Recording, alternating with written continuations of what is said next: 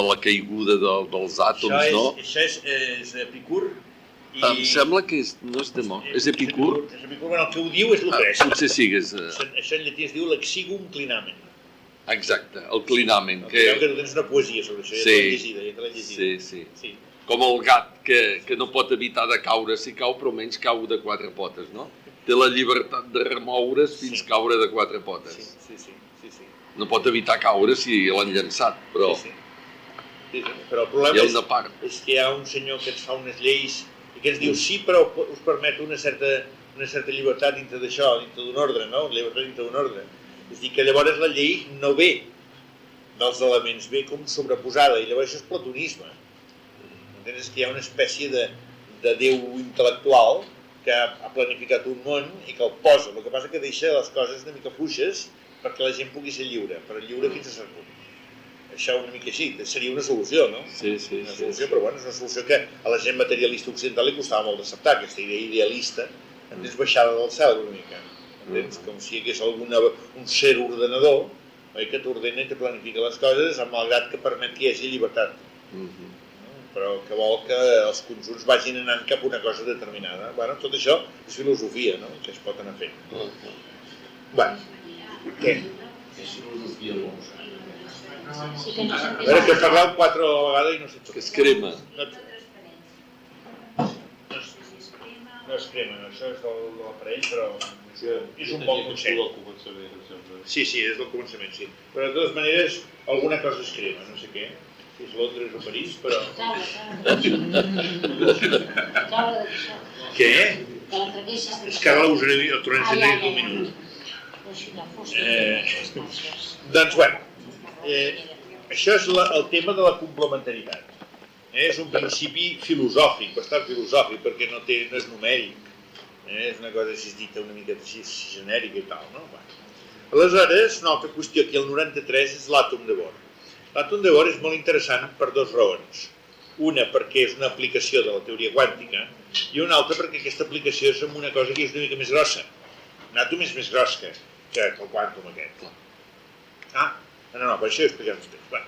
Aleshores, l'àtom que hi havia llavors, l'àtom que coneixia la gent, el model d'àtom, és el que ens han explicat a tots. És l'àtom de Rutherford, que és l'àtom mecànic d'un sistema planetari. Hi ha el Sol, que és el nucli, i els planetes, que són els electrons. Això és el que ens havien explicat.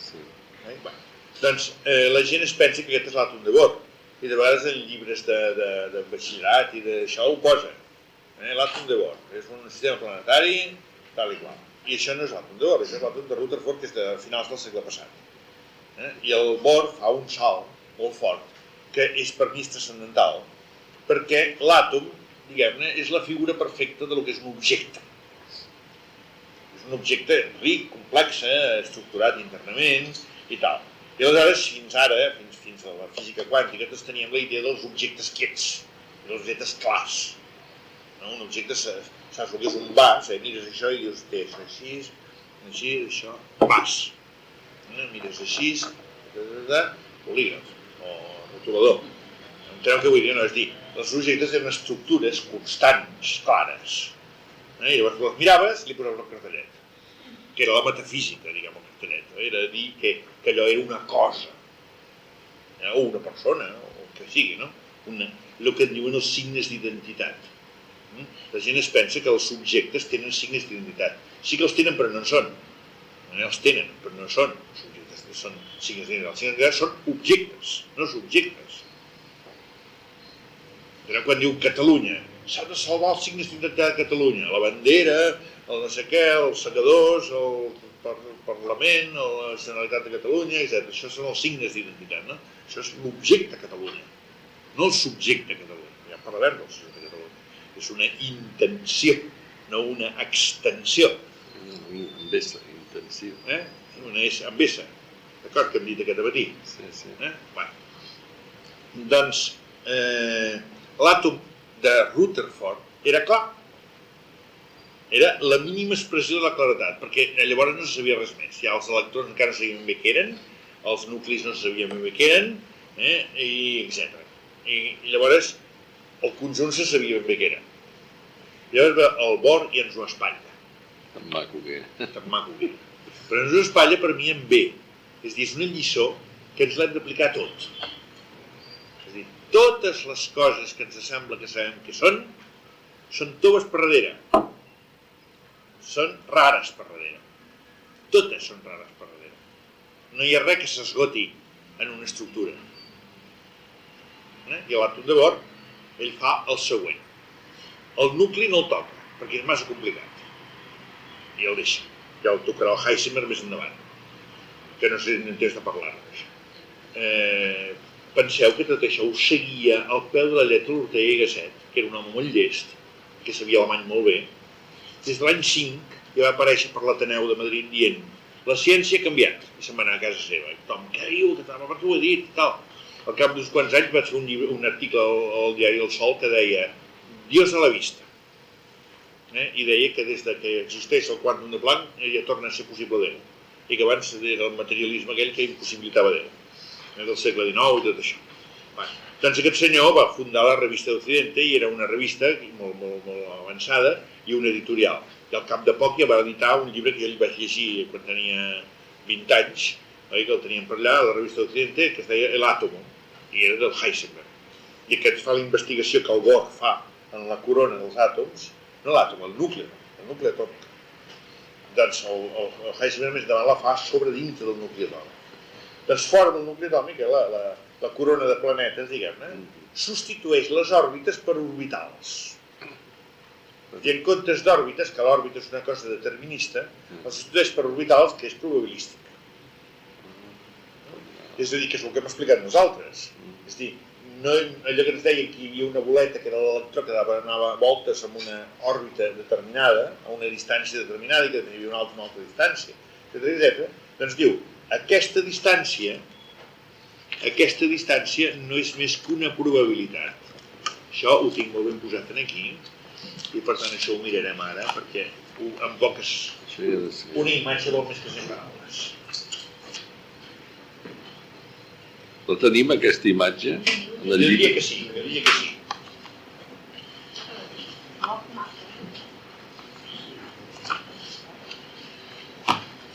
Fixeu-vos, aquesta d'aquí.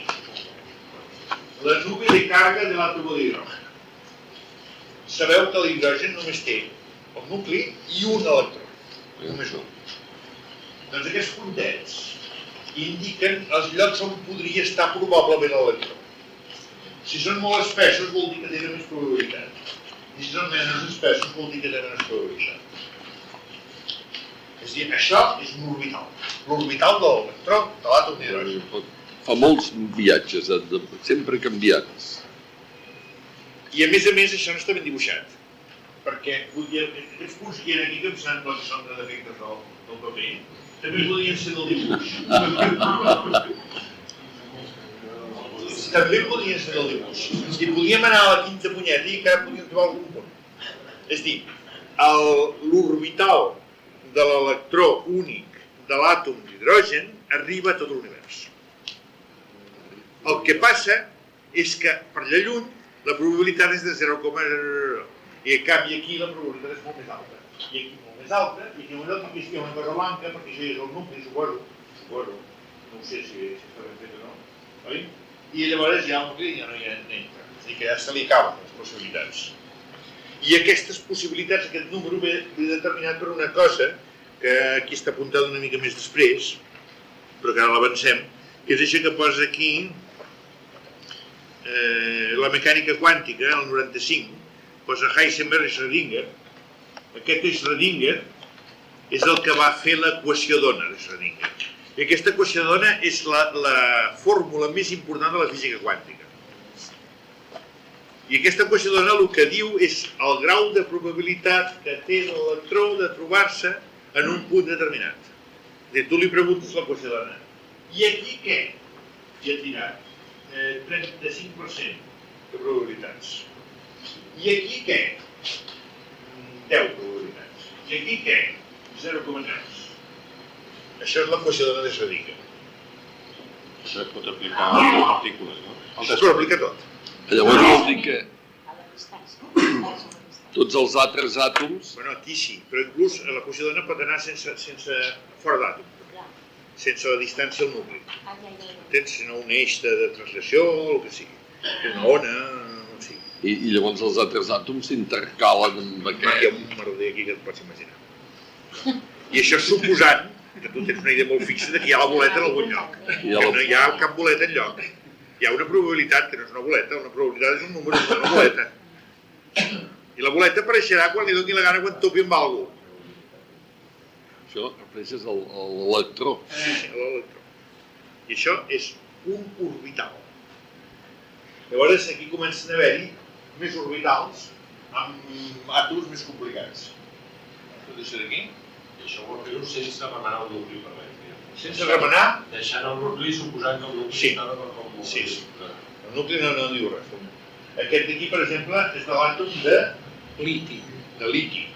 El liti, si no recordo malament, té 3. No la sabeu, els 3. Sí, serien els os a la primera o que s'adjuna al nucli i a l'altra... Sí, això d'aquí també deu valdre, això també deu valdre. Suposo que Sí, sí. això és una part de molta probabilitat. El que passa és que està fet en 3 dimensions i tapa el nucli. Si estigués tallat, es veu dir que en un nucli hi ha un tros que no té probabilitat de ser. No cal. I aquí serien Aquí és dos. i aquí és el tercer. El tercer. El tercer. El tercer té moltes probabilitats aquí, molt poques cap aquí i molt menys cap aquí. On estan els altres dos? Aquí. El que passa que això també és una altra qüestió. És dir, que això són els números quàntics, que això tot el Bohr ho treballa tot. Jo us he dit el primer número quàntic, és el de l'òrbita. Però després hi ha el segon número quàntic, que són dintre de cada òrbita hi ha formes esfèriques, formes el·líptiques, i les esfèriques i les el·líptiques no es barregen, i això és òlic, diguem-ne, perquè una va així, l'altra va així, es troben per aquí al mig, perquè una no és l'altra, l'altra no és l'una. I llavors quànticament està estudiat que com que són salts quàntics, perquè és un quàntum, 2 quàntums, el que sigui, doncs si cap aquesta i cap aquesta, ja no cap aquesta, potser. Perquè llavors ja seria un quàntum i mig, o 2 quàntums i mig. M'enteneu què vull dir? I llavors surten les que són possibles. I llavors, doncs, al principi en aquestes del centre, doncs, les 2 primeres semblen iguals, però una està així i l'altra està així. Entens? I a la segona òrbita caben 8. Una així, una així, una així, una així, una així, una així, una així. Perquè com que hi ha més espai, doncs el FET permet més quàntums. I entremig no en pot haver-hi. Però això és estructura fina que hem quedat que no la tractaríem aquí. Aquí només fem òrbites, que és una quantificació, que és el que diu que el Bohr va quantificar les òrbites de Rutherford. I a més, és una feina matemàtica molt bonica que a mi m'interessaria que me la expliqués algú per unes coses que jo necessito, però que de moment no he trobat i he fet demandes però no he resonat. I és que, imagineu-vos que el corpuscle, que és l'electró, també és una ona. I al ser una ona, doncs té una oscil·lació.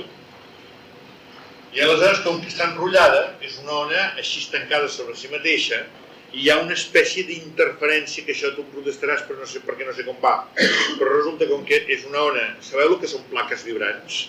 És dir, una cosa és una corda vibrant, que la ona va així, però una placa vibrant, la ona va així i així.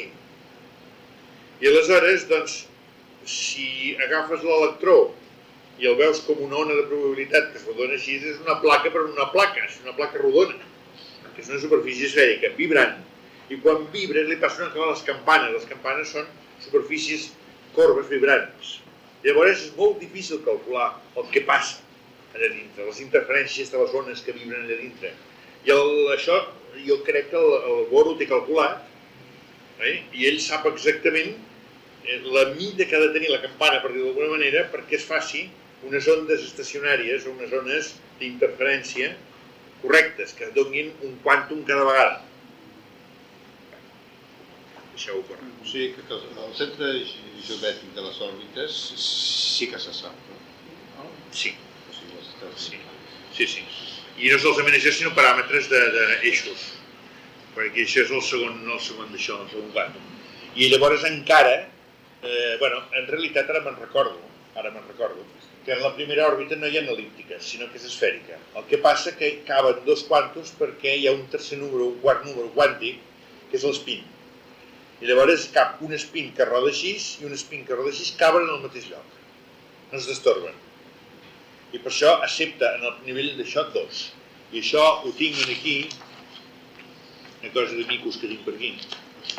Vosaltres també ho teniu en el paper aquest. Química nuclear. Ara no ho trobo.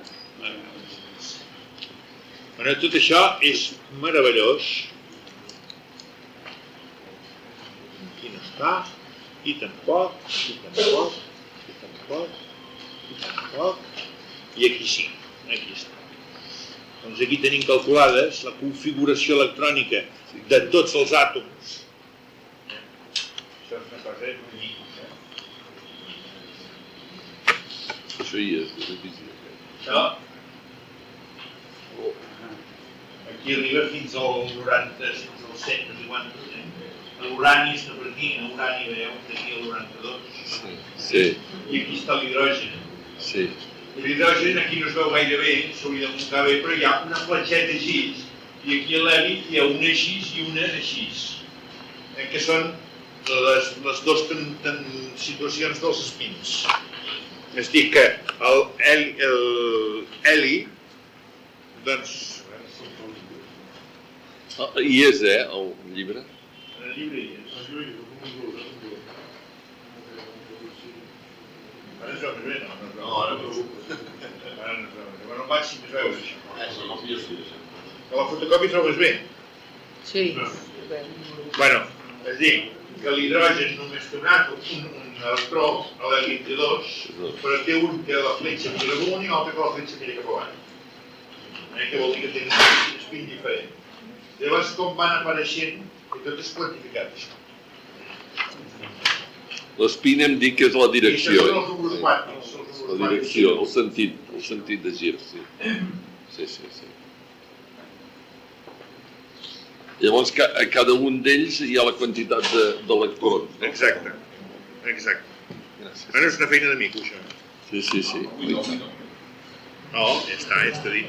Però, llavors, totes les altres tires, que són? Les altres, Cada tira?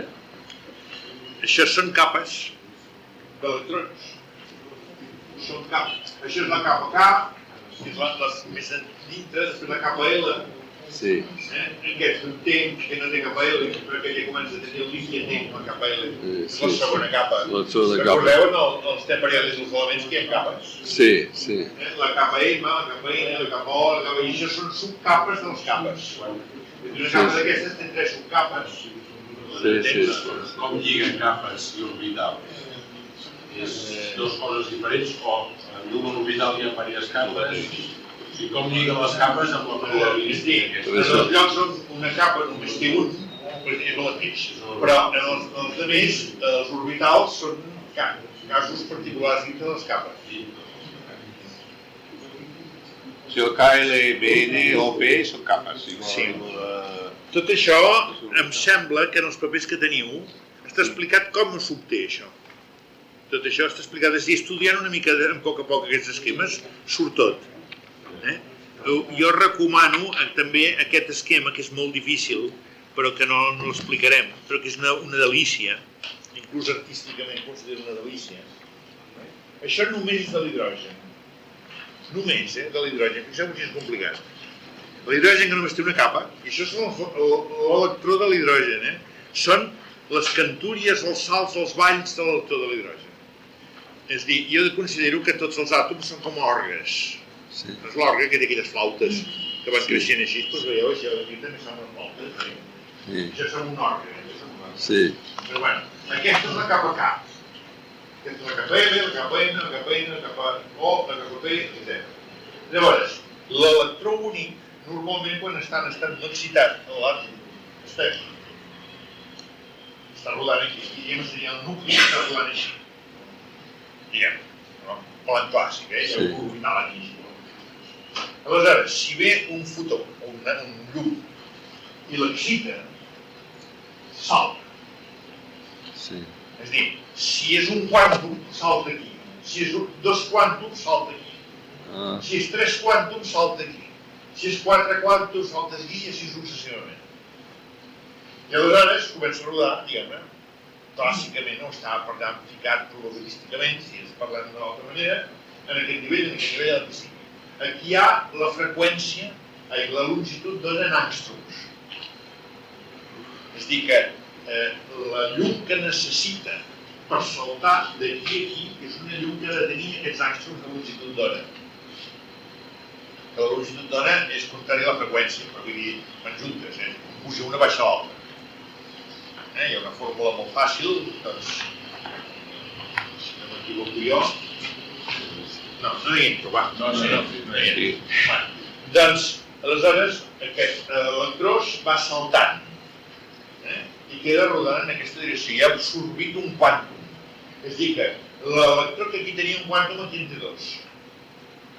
I suposo que noteu que cada vegada fan més estretes, però es fan més estretes perquè la volta és cada vegada més gran. I el quàntum ha de ser sempre el mateix, però repartit en més lloc no té de saltar tant. Exacte. Això sembla música, Sembla què? Els harmònics de la música. És que aquí tenim de tot, i tenim un músic, que és pianista i compositor. I en sap molt. És que això és equivalent perquè això és un constitució. I en comptes de ser de so, és de llum. Però al fi i al cap això no és voluntari. I tenen les mateixes lleis. I aleshores, si salta, si li dona l'empenta al futur de molta energia que té molts quàntums, s'escapa. Llavors es queda el nucli suelto, que és un protó. Un ió. Què? Ió. Sí, però en aquest cas és un protó. Jo venia un nucli carregat molt ple. Queda el nucli ionitzat, no? Sí, queda el nucli ionitzat, però... L'àtom, sí, però normalment només que si un àtom té 30 electrons i només que un falti ja queda ionitzat. Ja està obert. En el cas de l'hidrogen, que només hi ha un protó en el nucli, no hi ha res més, que és un protó suelto. Desapareix l'hidrogen, per dir-ho d'alguna manera. Però ara fixeu-vos si es fi tot això, que si és saltat aquí i li ve un altre res de llum, i el fa saltar d'aquí a aquí, que té tota aquesta combinació, que és diferent de l'altra.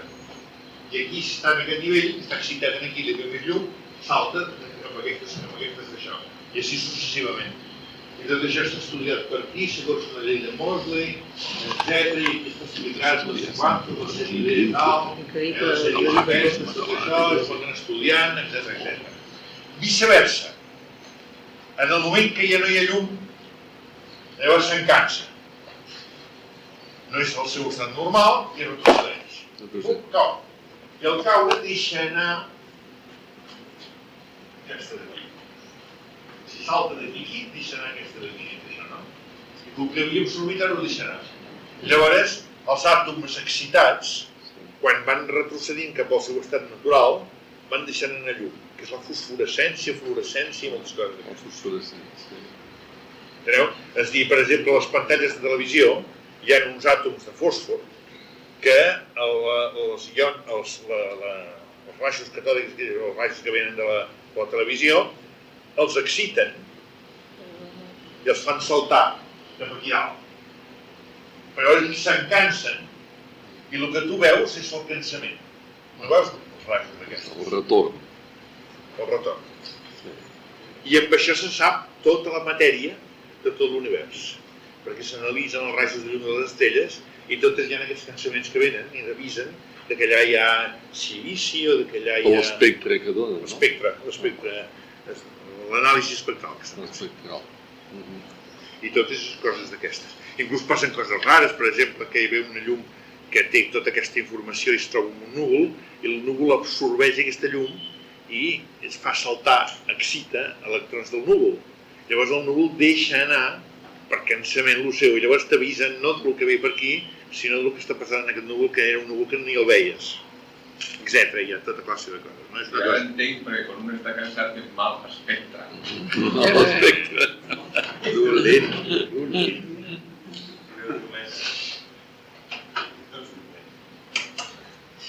seguim una miqueta més.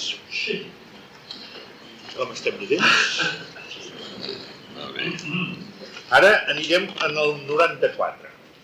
El principi d'indeterminació de Heisenberg. Per mi és el punt crucial aquest. 94. O sigui que de tot el que estudiem aquest tema de la revolució quàntica, el tema central és aquest del principi d'indeterminació de Heisenberg. A veure si l'entenem una mica. Interpretació de Copenhague. No el tenim aquest? O és... Aquest ja el teníem, Sí. Sí, el tenim. És Sí que hi és, sí. el primer. No, ja l'havíem estudiat, aquest, sí. L'havíem mirat, però no havíem mirat això d'aquí baix. Ah, això mateix, sí. Només sabíem que estava molt currat.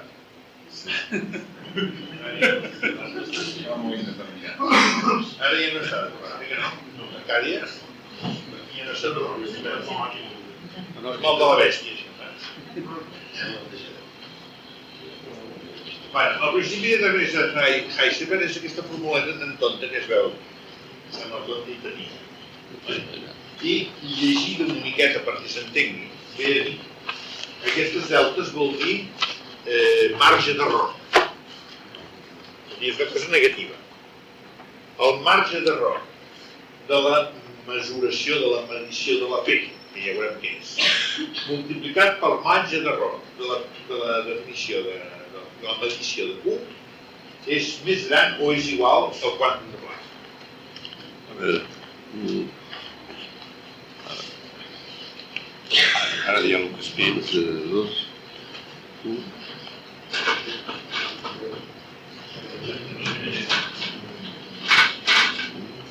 Igual... Una rellevància posterior.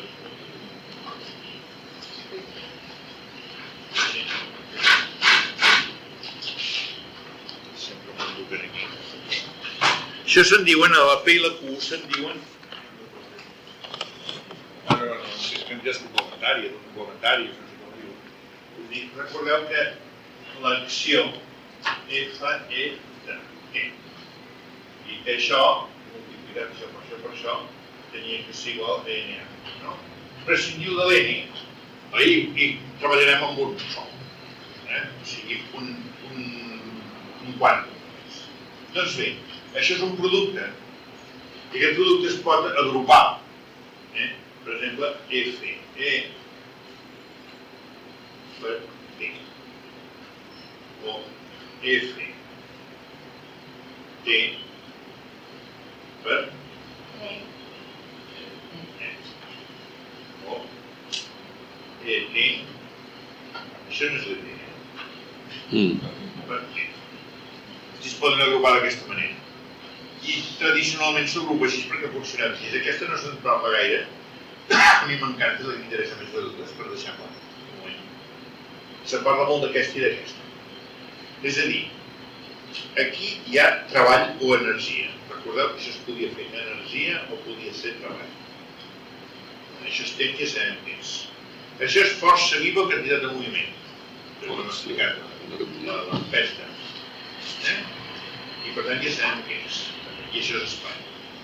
Doncs aquesta fórmula diu que els errors en la mesura de l'energia o del treball d'una observació multiplicat per els errors de la medició del temps d'aquest fenomen és igual o major al quàntum de Planck.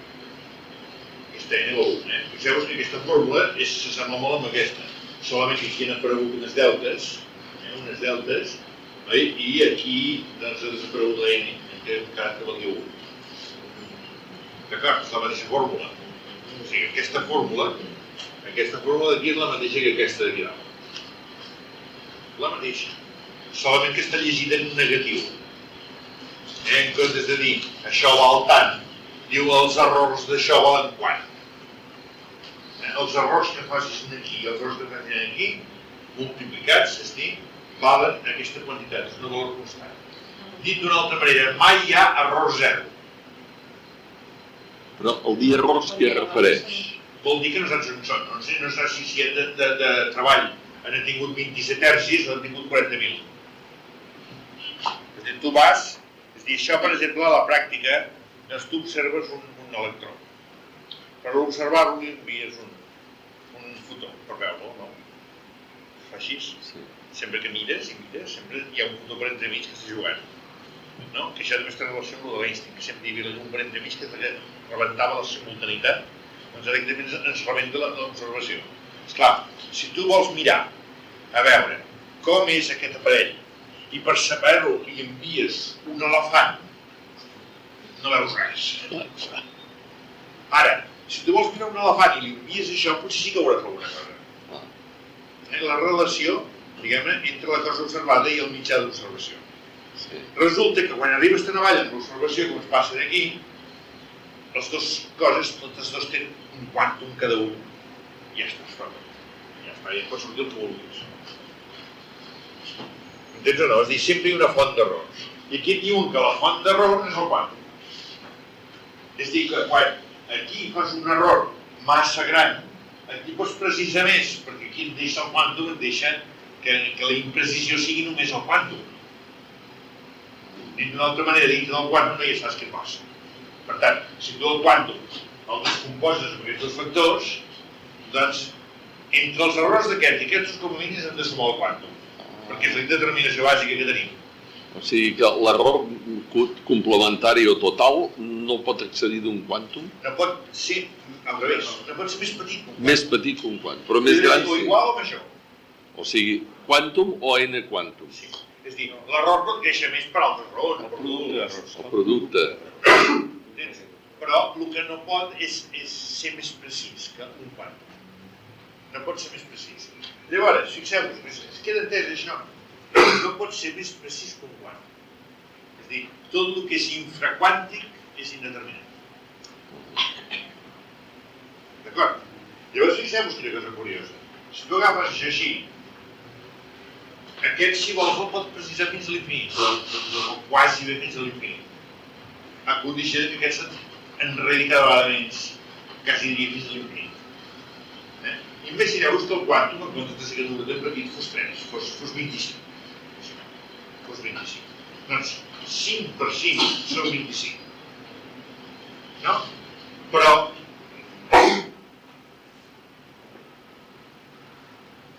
Primer ho fas 125. què seria? 15 per 3, quants són? 15 per 2 són 30, 15 per 1,80 aproximadament són 25 també. No? És a dir, aquest ha augmentat en precisió i aquest ha disminuït. I tots dos segueixen donant 25. Ja.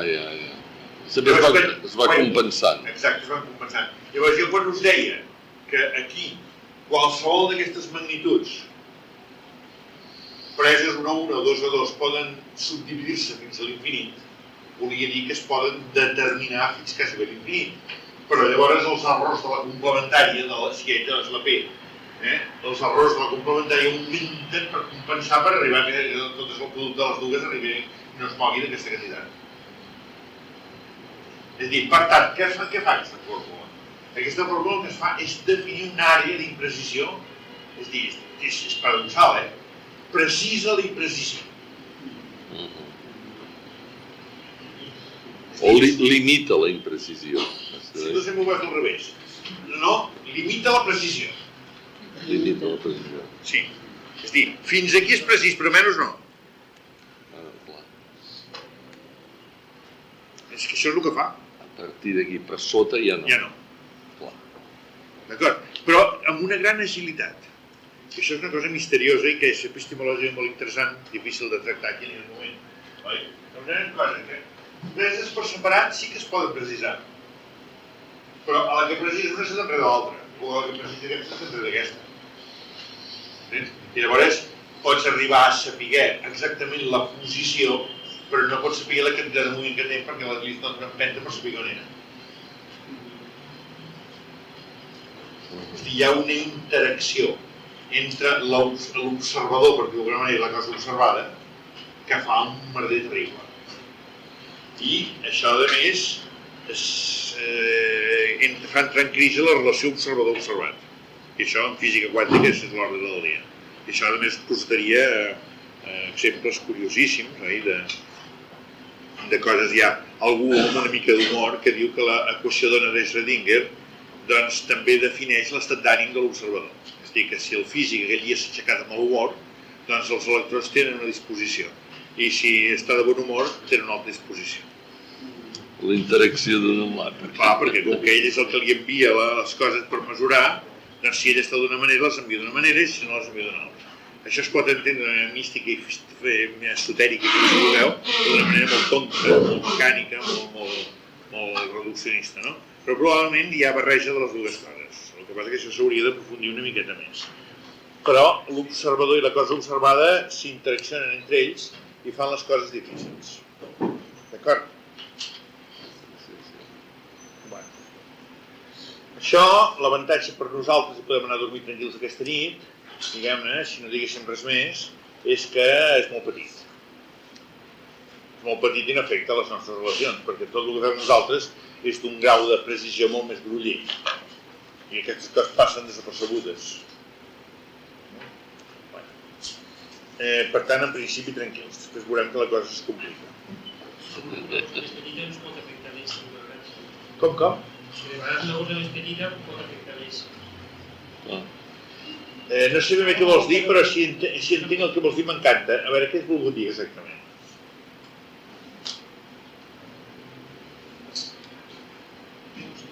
No ho sé. Perquè això, per exemple, a l'Orient parlen de lo subtil i de lo groller. Sí. La cosa més petita pot afectar la I de vegades vida. amb usos molt forts...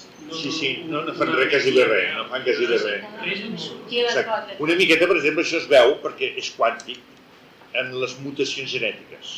Les mutacions genètiques que porten el càncer, per exemple, coses d'aquestes així, són un raig de llum que ha activat un electró d'una proteïna, o jo què sé, d'un cromosoma, o el que sigui, que en comptes d'estar així, està jazz i de sobte passa a ser un verí.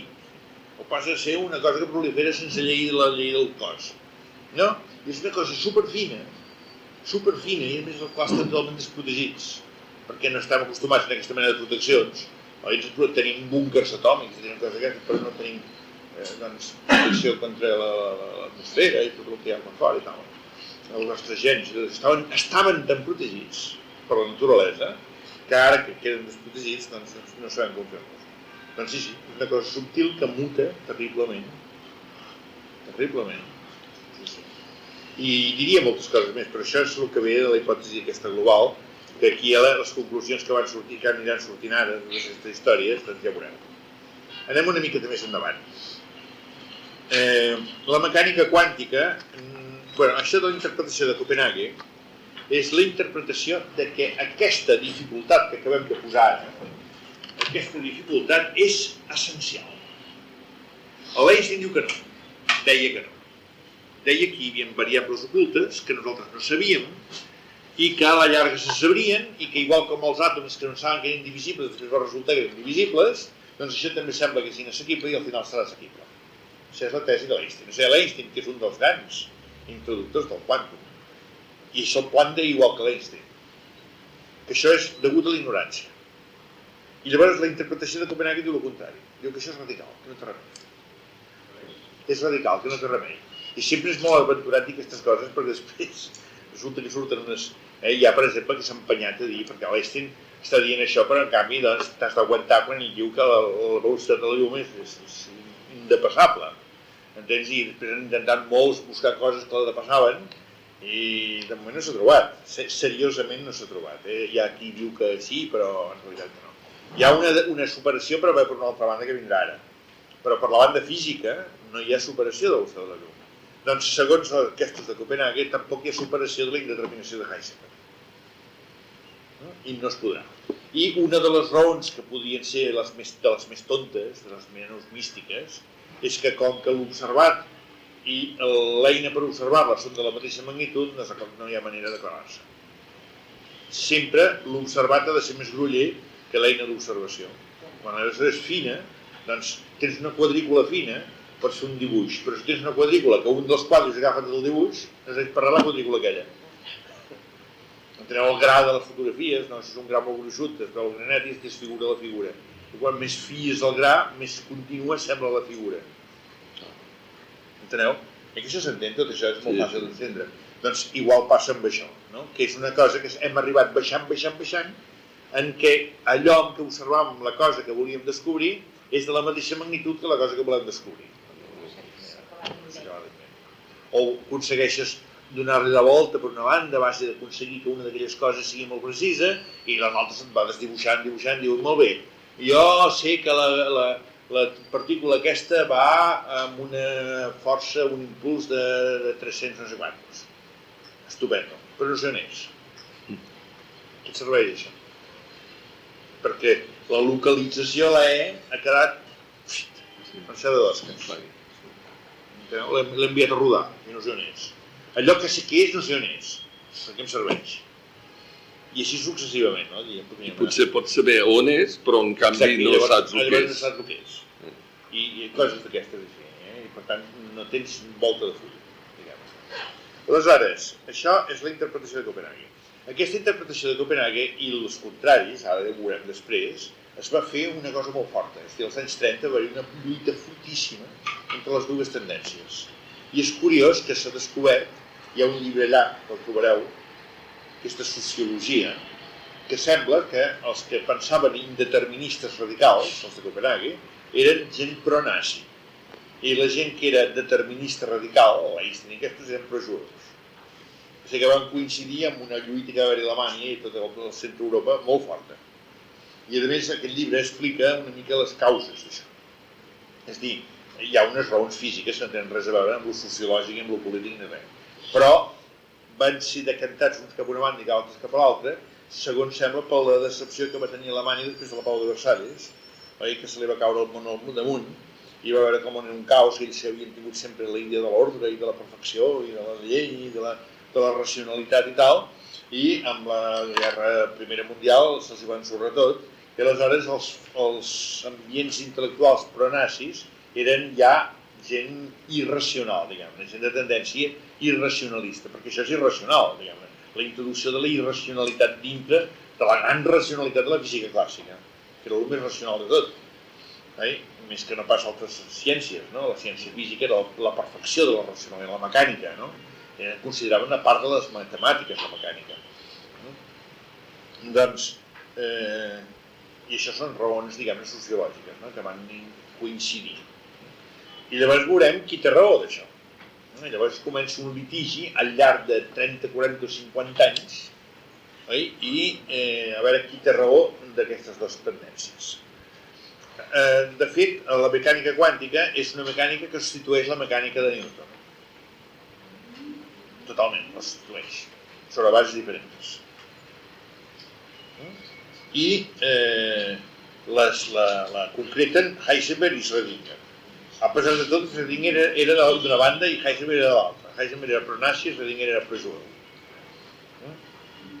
I ha triomfat més la formulació de Schrödinger, però és una qüestió formal només, no és una qüestió de fons.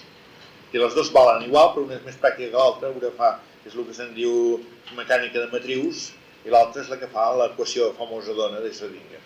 I aquesta equació d'ona és el més útil que hi ha. Aleshores, unificació de la física i gnòstics de Princeton. Aquí en realitat són dues coses separades que les he posat juntes per no allargar-me més. L'índex. Això de la unificació de la física, això és una altra cosa que té molta relació amb això, però que és diferent, i que té relació també amb el de l'Einstein, encara que és diferent. Això, si algú ho té, es compra paga aquestes 500 pessetes de ritual per comprar-se aquest frasco, veurà que hi ha un esquema que jo me l'estimo molt, aquest esquema. Aquest esquema no el trobareu enlloc, aquesta creació particular meva. Ara no me l'he inventat, és el resultat d'ajuntar molts esquemes. Sí, però al revés, Salvador. Al revés. Oi que sí? Sí. Així està millor. I és prou complicat, no compliqués més. Això d'aquí es pot llegir així o es pot llegir així. Sempre es llegeix malament perquè així no llegeix bé això. Aquest esquema no us l'explico massa en detall, perquè és per perdre el nas i tot. Però aquesta escala és una escala que se'n diu logarítmica o exponencial, segons aquí. Una escala terrorífica. En comptes de dir 1, 2, 3, 4, 5, 6, 7, dius 0, 1, 10, 100, 1.000, 10.000, 100.000, 1 milió, 10 milions, 100 milions, és a dir, cada vegada multiplicat per 10. És exponencial. També se'n diu logarítmica, però és una del mateix. I aquesta escala també és igual. També és exponencial. És a dir, que si aquestes escales les haguessin de fer com les altres, que diuen 255, aquest punt estaria en l'Estellacírius i aquest punt estaria a l'Electrònica. No t'ho vull dir, és una màquina immensa, comprimida, i a més comprimida de manera rara. Perquè per aquí va molt a poc i per aquí va cada vegada més de pressa. Perquè molt a poc cada vegada més de pressa.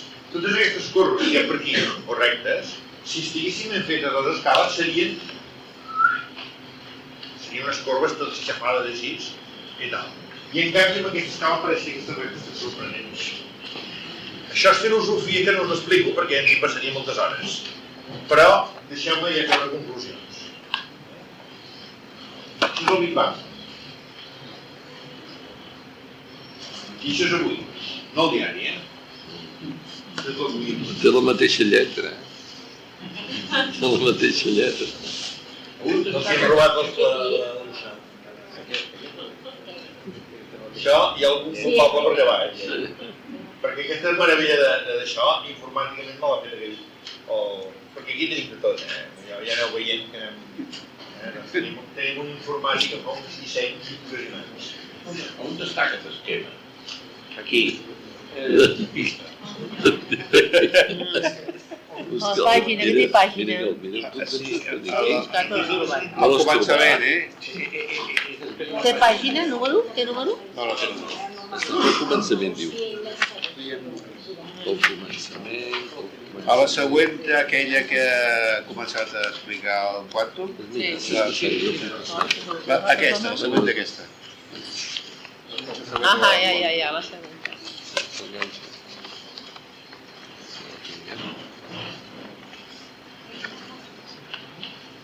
Però aquí hi ha molta informació concentrada. Imagineu-vos, aquí està el Big Bang. Dit d'una altra manera, el Big Bang, en aquest moment d'aquí, hi ha una energia que està en dues unitats diferents, en verges i en gígales, en volts, que són dues maneres de mesurar l'energia, altíssima. Això d'aquí no tenim ni idea de lo fort que és. És una cosa tan forta que no pot ser més. Penseu que les energies, les més fortes, que són les reixes còsmiques, arriben a... 10 a la 19. Què? Què t'he dit? 10 a la 19? No.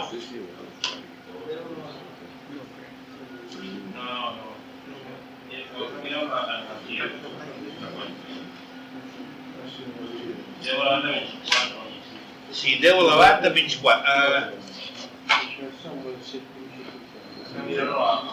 A 14... Sí. Menys 4 menys 3, sí. Menys 4 menys 3, s'ha de mirar aquí, energia, Està a menys 3 menys 4. 1, 2, 3, 4, Menys 4. Va rodant. I això són energies de les partícules. Però és la mateixa energia.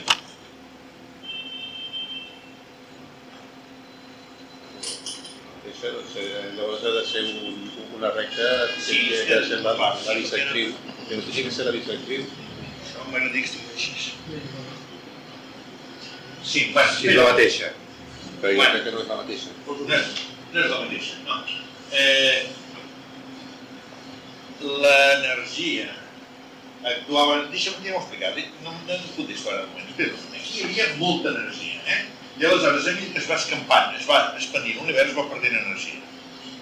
És aquesta caiguda, així, cap avall.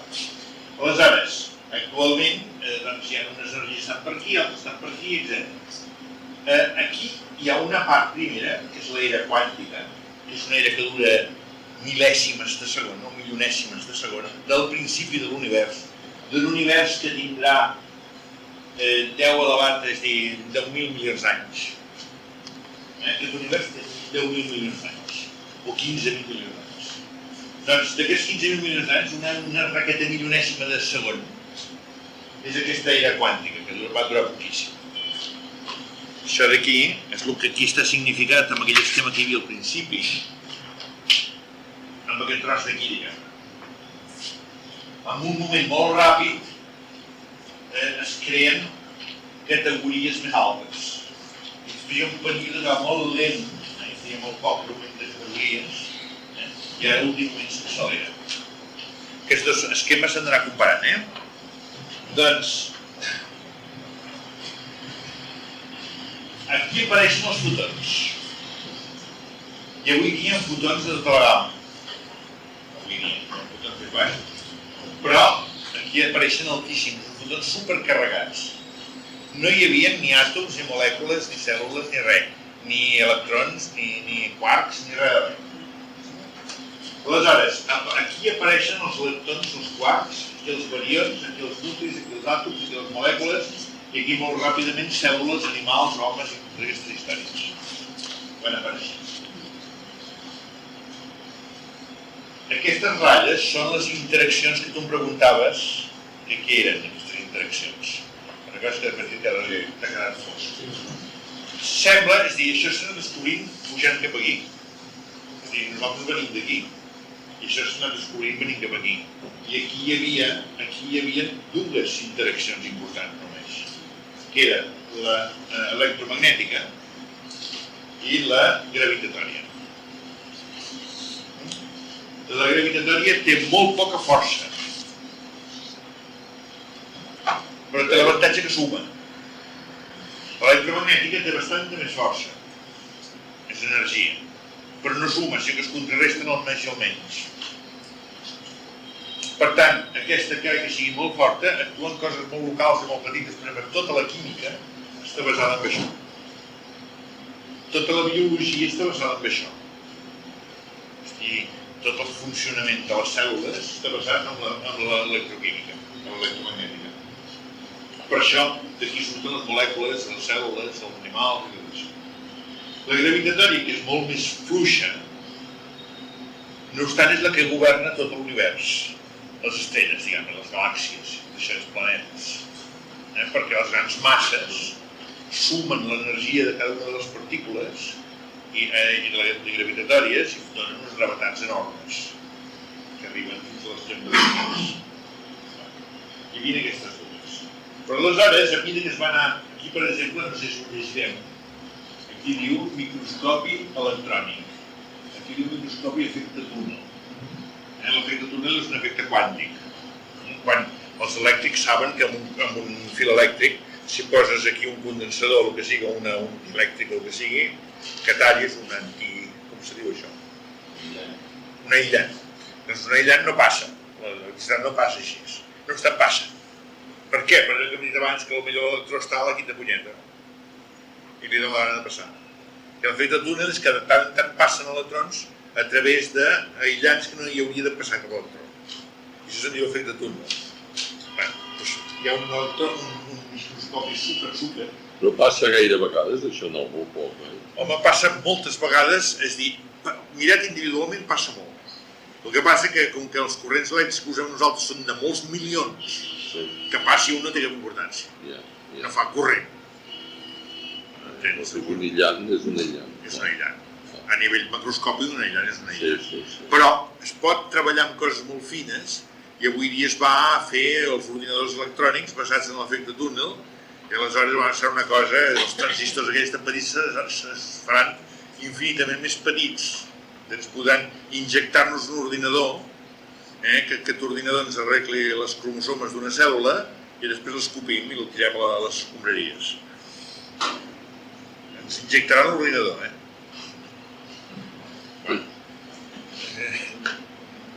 O sigui, va així les coses, perquè tenen unes finures actualment que, és a dir, la commutació que fa els transistors, que abans feien aquelles làmpades famoses que es veien als aparells de ràdio, que eren grosses així, ja els transistors són una cosa així, infinitament petita, doncs ara són uns transistors d'efecte túnel que són molt més petits i que caben molts més en un lloc més petit. Doncs el que vull dir és que la investigació va fent aquests microscopis, això és una altra història, i nosaltres hem anat arribant fins per aquí. Tot això d'aquí està quasi per explorar. Però amb els acceleradors de partícules s'ha aconseguit penetrar molt per aquí. Què diu aquí? Separació electromagnètica. No, això no. Bueno, és que hi ha un altre esquema que aquí posa els acceleradors de partícules que em van entrar cap aquí, no? Han arribat fins per aquí. I han descobert aquestes dues forces que aquí s'anulen. Aquestes dues forces aquí, aquestes dues interaccions, que aquí no hi eren, que no hi eren aquestes dues, i aquí hi ha 1, 2, 3 i 4. Hi ha les dues mateixes aquestes, però apareixen aquestes dues, que una és més forta i l'altra és més feble. I que aquesta forta dura una mica més i que aquesta feble dura una mica menys. I això és el que et deia abans que l'expansió de l'univers és l'expansiona. I s'ha reduït a l'interior dels nuclis. Aquí hi ha els quarks, per exemple, que encara no s'han vist més voladors. Perquè la força d'interacció és més gran que la força de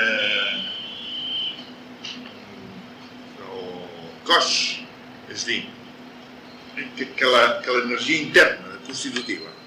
És a dir, arriba un moment, ara entrarem en una zona terriblement nebulosa i ara em sap greu perquè jo crec que deveu estar cansats.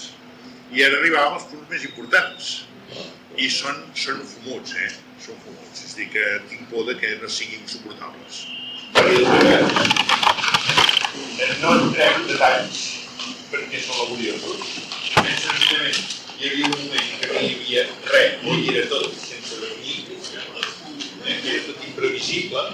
Després hi ha uns moments en què apareixen només els fotons i segueix havent aquesta mar de fons, que seria aquest èter misteriós del qual surt tot, etc. Els fotons no són més que arrissaments d'aquest èter, que al principi l'èter només s'arrissava. Fan coses així, per unir per avall. Els mugrons de l'energia. I llavors això de les cordes de Shepard és una hipòtesi que no complicada. I després a poc apareixen els electrons, els neutrins, els tal, i els quarks i tot això, i ja són una era en què s'enrotlla això. Aquesta era encara és enrotllada, aquesta era ja és enrotllada. Són els primers enrotllaments. Aleshores, com apareixen aquestes coses, hi ha un altre esquema que ara el mirarem per sobre. I de moment deixeu-ho fins a l'aire. Aleshores, en aquests hi ha la interacció, aquí hi ha una separació, això que hi ha així es va separar, però s'han descobrint al revés. S'han descobrint una cosa molt plural a una cosa cada vegada més unificada, i per això se'n diu les fórmules d'unificació. Per què va tan avall la gravitatòria? Ara va. Doncs les fórmules d'unificació. I això és això que està posat aquí, aquesta fórmula que hi he posat en el 88, el camp unitari, i el 96, unificació de la física. Aquestes dues coses són trobar una fórmula que aquí controli això, i de la qual, fent canviar variables i per constants, el que sigui, vagin sortint aquestes branques. I per tant seria la fórmula universal. Que es busca que l'està buscant l'Einstein de tota la vida, l'Einstein va morir sense trobar-la, després de l'Einstein del Dirac, també la va intentar, tampoc l'ha acabat d'aclarir, però l'ha millorat la de l'Einstein, i després un francès que es diu Costa de Beauregard, que també l'ha intentat, i ha anat millor que l'altre, però cada vegada és una fórmula més tonta. És a dir, cada vegada desapareixen més variables, cada vegada és una fórmula més buida. I al final, jo m'imagino que quan arribin al final de tot ja no hi haurà fórmula, llavors sí, llavors estarà tot. Està tot explicat sense explicar res, perquè ja no hi haurà ni fórmula. És a dir, aquí, per exemple, desapareix per aquí i desapareix l'espai i el temps. Per exemple, desapareixen. L'espai i el temps és una creació que surt per aquí, endavant. I per tant, això és una tonteria, perquè si poses anys aquí, edat, fins aquí, resulta que l'espai i el temps apareix per aquí. Doncs què estàs dient, no? Però esclar, estem extrapolant. Coses aquí no extrapolant cap aquí. Tot això segur que no és així. El que passa que nosaltres extrapolant, ja que dèiem el Cabres, no?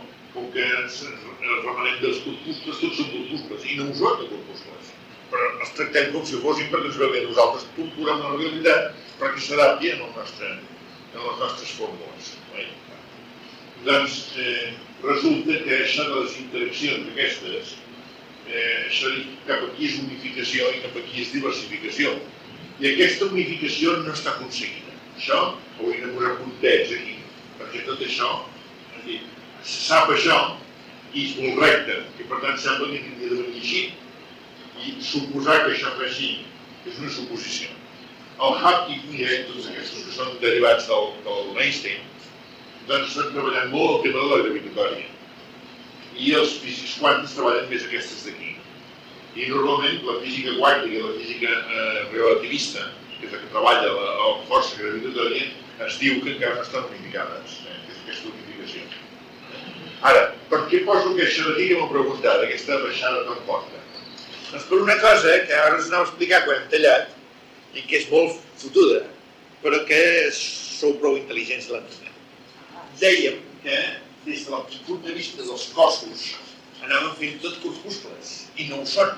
És a dir, un corpuscle és una energia entretinguda que queda atrapada, com un perbolí, no? És una espècie de trampa, no? I queda agafada.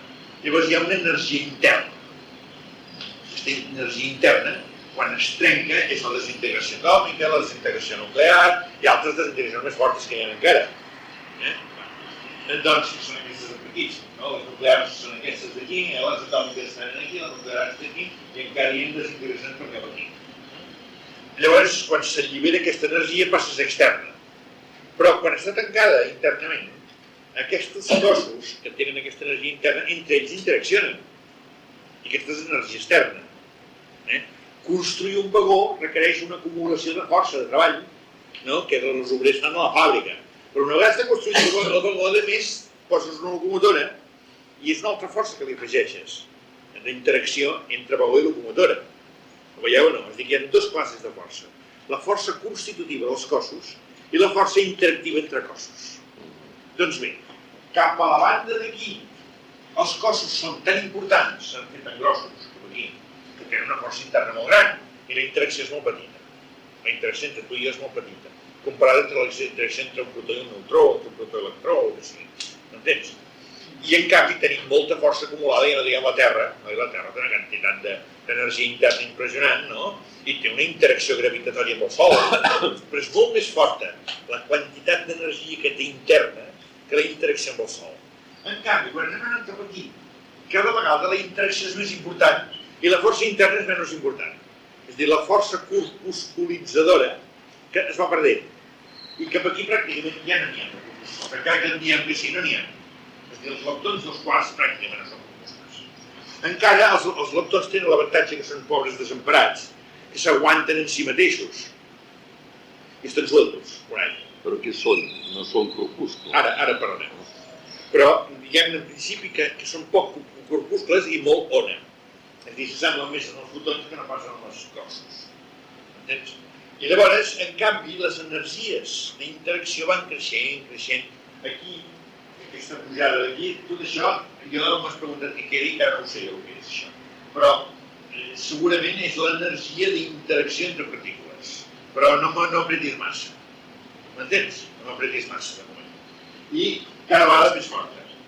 Llavors resulta que arriba un moment en què la relació és més forta que, és a dir, el pont és més fort que les pilastres. Aquí ho enteneu, què vull dir? És més important el pont que les pilastres. Les pilastres és un subterfugi per parlar de ponts.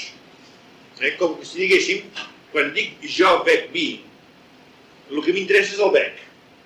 I dic jo i vi perquè alguna cosa és de veure i perquè algú ho ha de veure.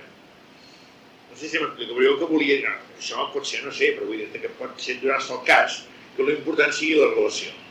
Que la relació tingui més importància que les coses que es relacionen. Per exemple, en idiomes que no són l'indoeuropeu, doncs això és veritat. En canvi, l'indoeuropeu, per exemple, necessita posar subjecte, sempre. I és més estable. I en canvi, la interacció queda més fluixa, el verb queda més fluix. I amb altres d'això de civilitzacions, el verb és més fort i aquests subjecte i predicat són més fluixos, són menys importants. Doncs aquí també passa el mateix. Llavors, què passa? Que si hi ha l'energia, hem dit amb Einstein, que l'energia també té gravetat, resulta que l'energia dels cossos està comptabilitzada aquí, però l'energia gravitatòria de les interaccions no està quantificada perquè aquí les interaccions són molt poc importants. Però resulta que aquí les interaccions agafen una importància enorme. i els costos perden importància. I aleshores resulta que aquí, com aquestes energies tan enormes d'interacció, fa pujar aquesta d'això, molt, perquè aquestes són d'interacció. No sé si m'he explicat. És dir que en el període primitiu de l'univers, la gravetat estava a càrrec de les interaccions. I en la fase actual de l'univers, la gravetat està a càrrec dels cossos. Hi ha molta més interacció que cossos, sobretot en aquesta part d'aquí. I llavors aquí augmenta la gravetat perquè, a més dels cossos que se segueix comptant, si afegeix la interacció que no es comptava. En realitat probablement és que és una recta que hauria d'anar més així. Però com que estem acostumats a no comptar les interaccions com a gravetat, això s'ha quedat baix. I tot això és una hipòtesi meva, basada en coses que no són meves. És a dir que en la vida corrent i tota la física fins fa molt poc, només es comptava la gravetat dels costos, no la gravetat de les interaccions. I llavors hem fet com en comptabilitat, no? Que ens hem oblidat d'una cosa, al final el fotem, d'acord. Com diu una regularització de balanços, en diuen d'això? Doncs una regularització del balanç energètic de la gravitació. Està fet d'última hora. T'ho he explicat o no? Una mica. Ho entens una mica? No, diu que no, era. A veure, una mica, però aquest gràfic dius que és inèdit. Aquest gràfic és inèdit. Però està tret de molts gràfics èdits. Que els puc buscar. I el que he fet és èdits, sí, editats, d'investigació i ciència i... Llavors, això està fet amb unes instruccions determinades que ho ha fet aquell senyor que hi ha darrere. Com? Això està fet segons unes instruccions amb un ordinador mitjançant un senyor que en sap molt de fer això. No, això ho he fet jo. Però el que passa és que ho he fet dibuixat a mà, de la meva manera i tal, i ell m'ho ha posat nen. Però tot és responsabilitat meva. L'altre només ho ha copiat. Llavors, no entenc... El que passa que l'home ho ha revisat. Que no t'apreti alguna cosa, si ho has fet tu, ho saps tot. Té què? Ho sé tot, dius? Sí, ho sé tot, sí. No, que tu vas dir que no t'apreti amb la interpretació d'una cosa. I igual que si ho has fet tu, ho has de saber. Sí, més o menys, però mira, faig com puc. No, per això. El que no entenc ho endevino. Sí, això m'ho És una proposta. Gràcies. Et felicito perquè no s'entén res, però bé. Què li direm a aquest El que expliques... Suposo que esteu notant que intento no entrar.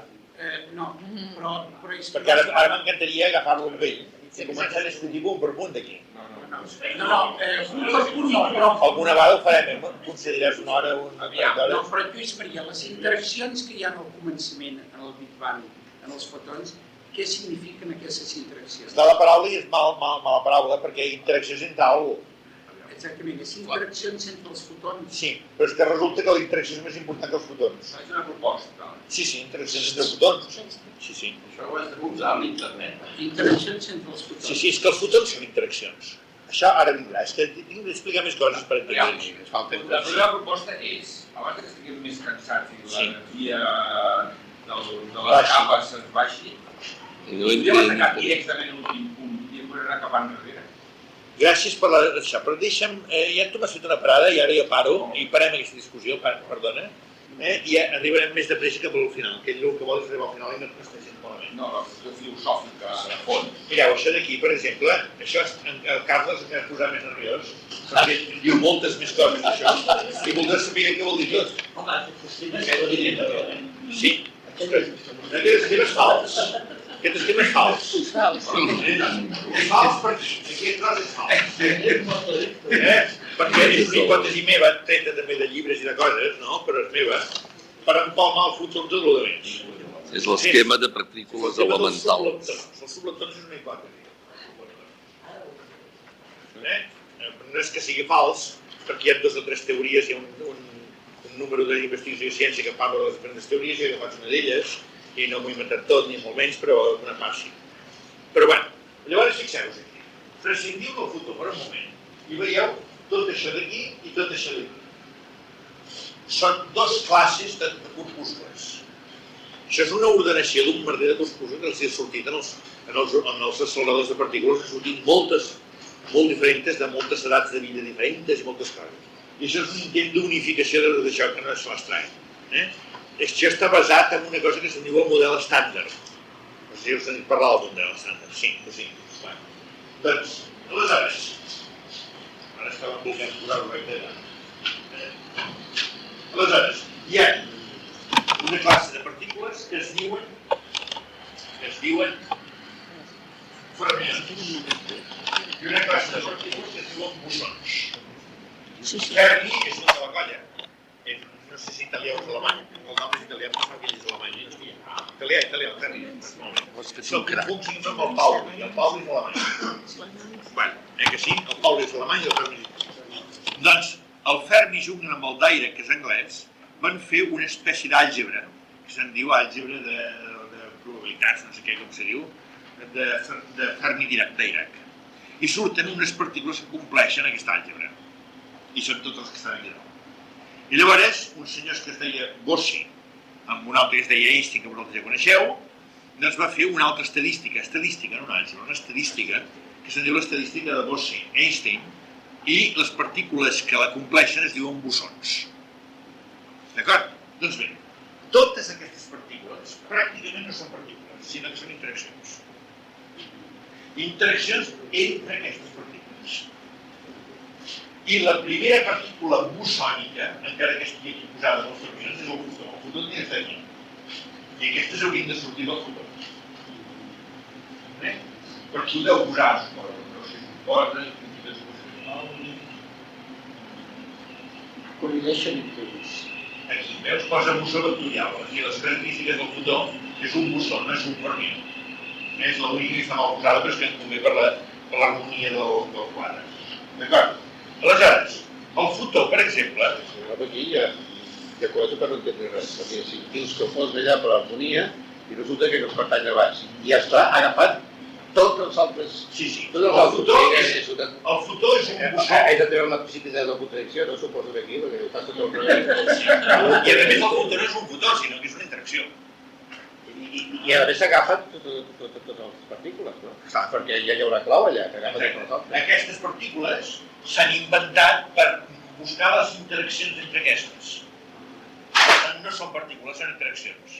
Aquestes partícules estan fetes per fer les interaccions entre aquestes. Llavors això no és una classificació, això és el que... És una genètica. Aquestes claus... És una genètica. Això és una genètica. No és una classificació. És de por. El que hi ha aquí dintre, la informació que hi ha aquí dintre és molt forta, però no te la puc explicar tota aquesta nit. D'acord? Bueno, jo no sé ni què dius tu ni què dius tu, però sí, està posat i està posat. Que posi hipòtesis. No,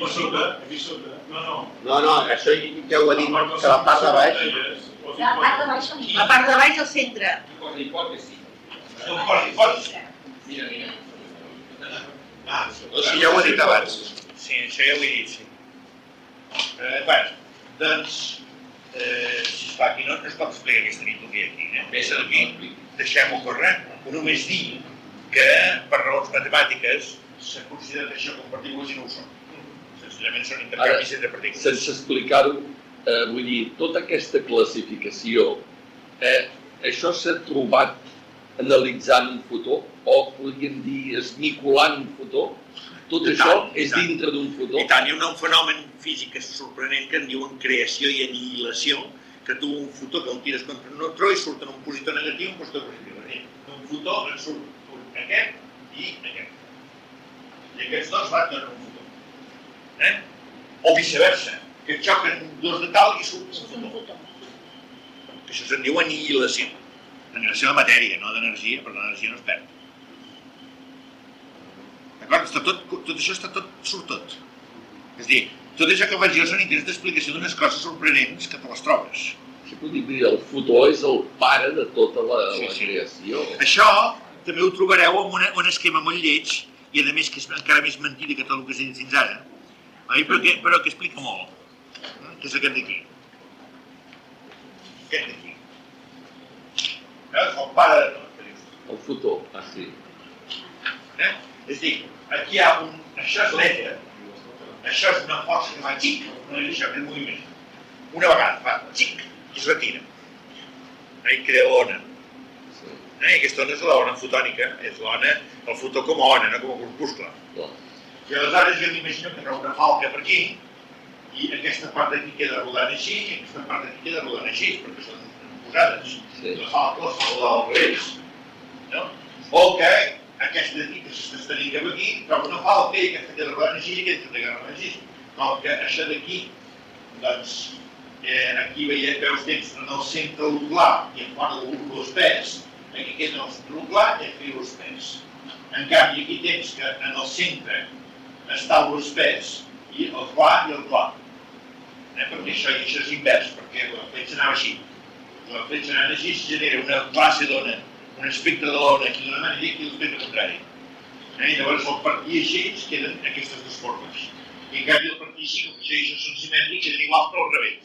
I això són les matèries i les antimatèries que tu preguntaves, entens? I a més, si això ho empalma, si mires aquesta cosa, neutre N, neutre menys N, carregat C i carregat anti-C, això empalma amb això d'aquí. Al revés. Està cap. Doncs és el carregat, l'anticarregat, el neutre i l'antineutre. És dir, que d'allà sortirien aquestes coses que combinades donen aquestes, combinades donen aquestes. L'electró, el positró. Doncs tot això només indicat. Pregunta-li, jo què sé. Alguna cosa que interfereix? O potser és ja... Sí, és un problema, és un problema. Potser és una interferència d'unes coses i les altres. És a dir, ara calma. Aleshores, jo contestaré després. Fixeu-vos, una de les... Això, el fet pel Bosse, és un indi. És un indi que és una mica anterior a l'Einstein, va coincidir amb l'Einstein, però va néixer una mica abans. I va fer unes teories, quan encara l'Einstein havia dit res, interessantíssimes, en què demostraven que tot venia de la llum, i que l'univers era llum. Això sona molt a indi, I llavors l'Einstein ho va agafar i va fer l'estadística de Bose-Einstein. I la va aplicar en aquestes d'això, que com a mínim, el fotó que està aquí, aquests, ja no ho sé segur. Ja no ho sé segur perquè estan molt més corpusculitzats. Doncs són misteriosos en el sentit que s'atravessen sense pertorbar-se. Dos boles de billar, quan xoquen així, surten així. Doncs dos fotons, quan xoquen així, surten així impertèrrits. Sense immutar-se per res, com si no s'haguessin trobat. És a dir, que s'atravessen com els cossos de les societats atravessen les parets. Sí, ho dic. Sí, però els fenòmens d'interferències mentre s'interfereixen, però després quan surten tornen a quedar frescos. Així s'interfereixen així. I si s'interfereixen així, cada un és cada un i el resultat és el que sigui. Però després hi ha el moment d'interferència, no? Sí, però el moment d'interferència se suma tot, però no es perturba, cap dels dos. La prova és que poden sortir intactes. En canvi, les boles no. I això és ser fermió o ser bosó. La diferència entre fermió i bosó és que els bosons són cossos que es fan valer. Els fermions són d'extensió externa, diguem-ne. Els altres són d'intenció, però no d'extensió. Són molt estranys com a extensió. I per això no són cossos. Són esprits. Com es diu aquest indi? Aquest indi com es diu? Bose. Com s'escriu això? B-O-S-E. Amb dos S. Bose. No, amb dos S no, amb una. Una. Potser que és amb una. Bosons, saps? Sí, però això és bosons, està equivocat. I penseu una altra cosa, aquest senyor és mort fa anys. Doncs l'any passat van donar el Premi Mundial de no sé què, d'àtom millor o de no sé què cosa, unes coses de química que fan, a la cosa aquesta del Bose, i aquí, per exemple, tinc d'internet, tinc la filòsofa que té internet connectat i tot el que parla de Bose m'ho va portant. I com que està en anglès, jo soc molt tot i no sé anglès, i demà al mig m'ho tradueixi, m'acaba de traduir tot això. Però això no és l'únic que tinc, m'ha donat coses anteriors, diu que encara n'hi ha més, i està a l'ordre del dia, si algú llegeix els diaris, haurà llegit el 5è estat de la matèria o el 4è estat de la matèria. La partícula de l'any, 95. Sí, la condensació Bose-Einstein, sí. És a dir, és una cosa que... És a dir, la investigació d'aquestes partícules de baix, que no són partícules, és el més emocionant que té actualment la física en aquest moment. ja anirem veient coses. Seguim una miqueta més, perquè si no, no avançarem. Aleshores, fixeu-vos que això ens hem saltat els gnòstics de Princeton, el de la unificació ho hem dit, però en canvi hem explicat explosió de partícules, els quarks ara els explico una mica, Fermi, Dirac, principi d'explosió de Pauli, Einstein, estat clàssic de la matèria. Això primer, els quarks. Els quarks són uns trastos molt grossos, que estan molt a prop del principi. I aleshores, quan estaven en el principi, eren habitants d'energia que hi havia quarks lliures, però avui dia no n'hi ha de quarks lliures. Estan tots confinats dintre dels mesons i dintre dels barions, dels mesons i dels barions, és a dir, dels hadrons, que són les partícules pesades. Les partícules pesades estan compostes de quarks i se suposa que són quarks perquè no s'han vist mai sueltos. No s'han vist. El que passa que fan uns cops impressionants en aquestes partícules i segons es belluguen se sap si per dintre són complexos o sensibles. Una partícula pesada? Sí, són els barions, que són els neutrons i els fotons, i els... Que estan carregats, més carregats de quarks, estan carregades de quarks. En canvi, les partícules lleugeres no estan carregades de quarks, són quarks, o són altres coses com l'electró i tal. Tornem una tornada enrere, però un momentet. Les partícules pesades, que són aquestes, estan compostes de quarks. Aquestes estan compostes de quarks. Aquestes cada una té 2 quarks i aquestes té 3 quarks. Cada una. I els quarks són lleugers com els leptons, que passa que ho són menys, però igual, són lleugers com els leptons. És tot el mateix família. Solament que els leptons estan compensats per poden estar sueltos, estan compensats, tots són iguals, i aquests estan compensats, una miqueta són com els gasos nobles i els altres elements químics. Aquests són els elements químics descompensats i aquests són els gasos nobles. Els gasos nobles van sueltos. I els altres, com que estan descompensats, s'han de compensar uns amb els altres i fan compostos. I d'aquests compostos surten aquests. És dir, tot això surt dels descompensats. El que no sé ben bé, per falta de coneixements, és la matèria pesada i la no pesada. No, la matèria pesada és suma de matèria lleugera. Sí. I la matèria lleugera no és suma de matèria lleugera. Bueno, però, per exemple, un àtom format, per exemple, l'hidrogen mateix, que té un protó, un neutró i un electró, no? Sí. Aleshores, cada protó, cada neutró pot ser pesat o no? O què refereixes? Els neutrons són tots pesats. Tots pesats. Tots són neutrons, són barions. Barions, pesats. No sé si estem podent amb els àtoms pesats, és una altra cosa. Perquè tenen un neutró de més.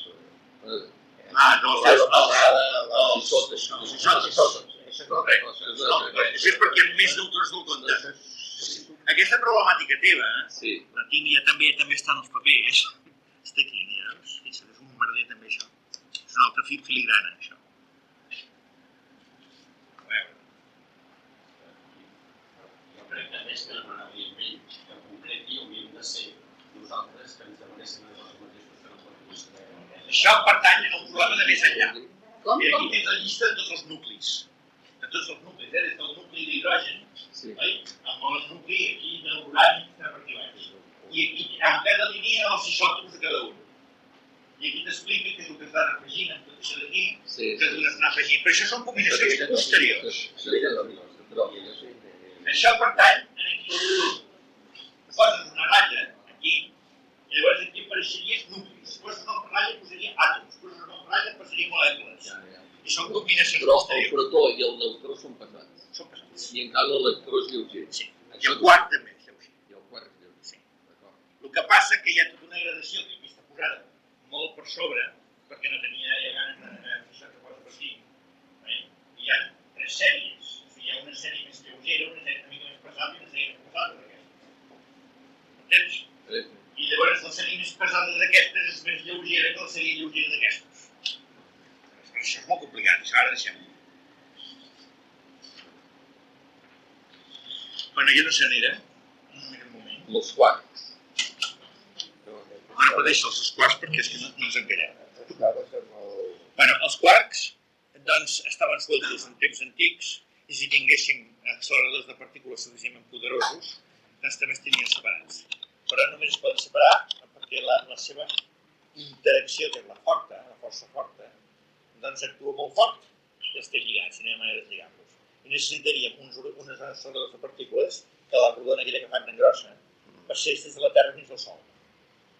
Com que això de moment no ho sabem construir, potser es construirà un accelerador de partícules que passi per el Sol o per Júpiter, no és igual, no? Però que posarem a Júpiter un tros, un altre tros, s'atraurà magnèticament i ho farem, ho veurem, però de moment encara no arribem. Perquè llavors agafen i poses més magnetos, que a mi s'han de posar tots els magnetos, perquè a mi es va accelerant més. Bueno, doncs això és quart, deixem-los. Això que diu Fermi Dirac estan regits per un principi que es diu el principi d'exclusió de Pauli, que Pauli és aquell alemany que sembla italià.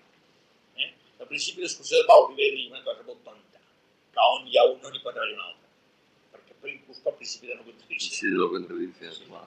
Per això passa amb els fermions, no passa amb els bosons. Els bosons no compleixen el principi d'exclusió de Pauli. Però fixeu-vos que això del principi d'exclusió de Pauli no s'ha d'entendre mecànicament.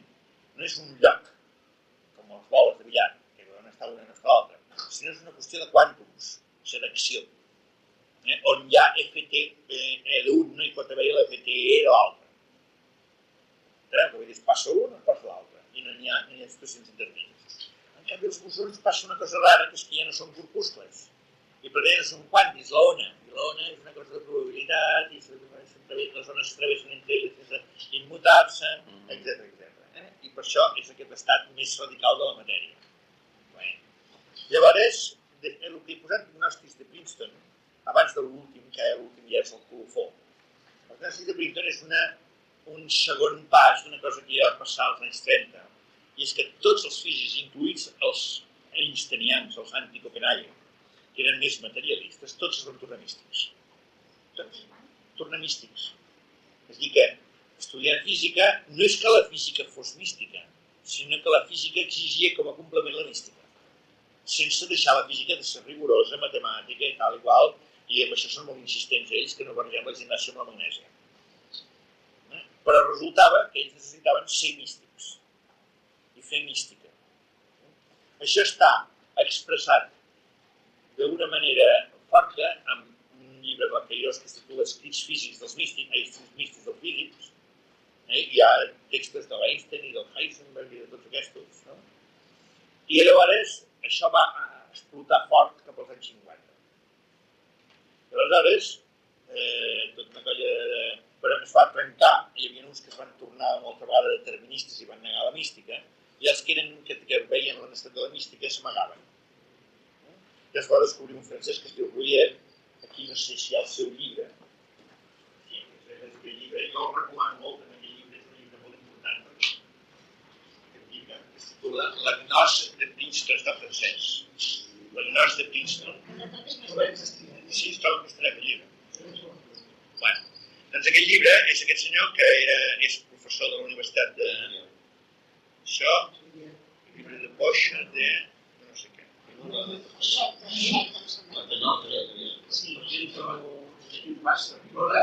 Fayard, la francesa, Fayard. Diu aquí com a subtítol posa els savis a la recerca d'una religió. Dic que busqui aquí, no sé si n'has dormit aquí la nostra nit. Savis a la recerca d'una religió. I de quin autor és? De Raymond Rouyer, que és catedràtic de Dijon, penso. La religió no ha estat mai mística. L'Agustí, quan diem religió, usa la paraula en un sentit diferent d'aquí.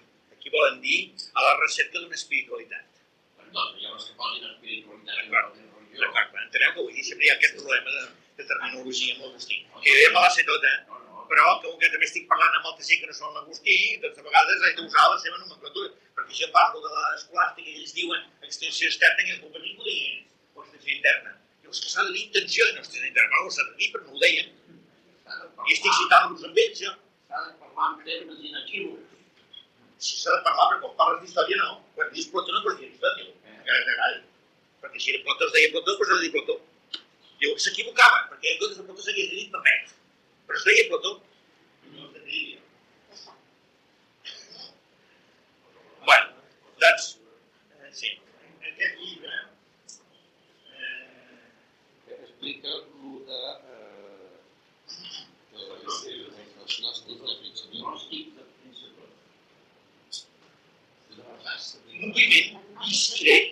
Moviment discret, sinó secret. La nova gnosis americana ha nascut fa 15 anys a Princeton i a Pasadena en els mitjans científics de físics, astrònoms, cosmologistes i biologistes. Es vol una espiritualitat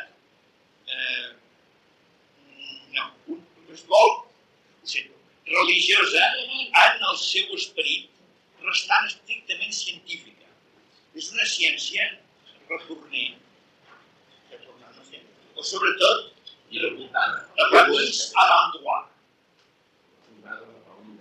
Usada a l'indret. Aquest llibre desconcertant gira del revés moltes perspectives i tendeix a renovellar les relacions de la ciència, la filosofia i la religió. Aleshores, això és el pistoletazo de salida de la New Age.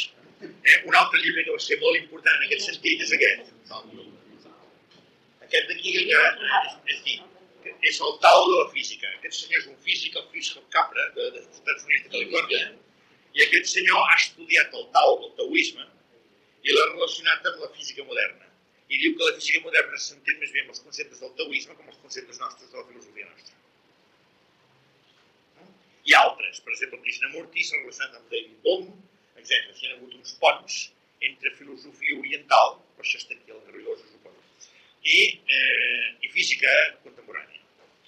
Aquest llibre, donant la volta al món també, parla molt de les interaccions, m'he llegit totes les coses aquestes, és un físic de cap a peus. Saps que hi ha un deixeble de Krishnamurti que es vol assassinar? Sí. Que dolent. Aleshores, la cosa va anar tan lluny,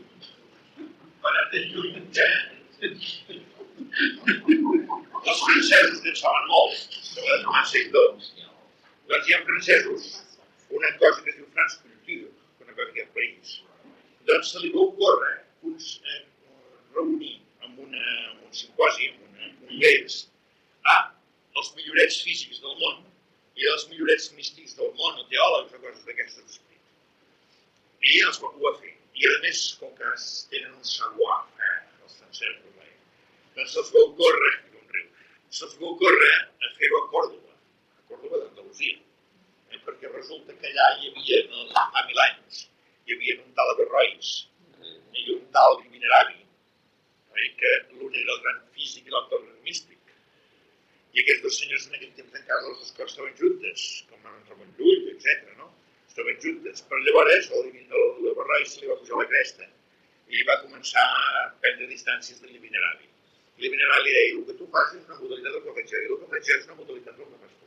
L'Ibineravi era un místic de primera categoria, que us el recomano, com a els escrits de l'Ibineravi són meravellosos, extraordinaris.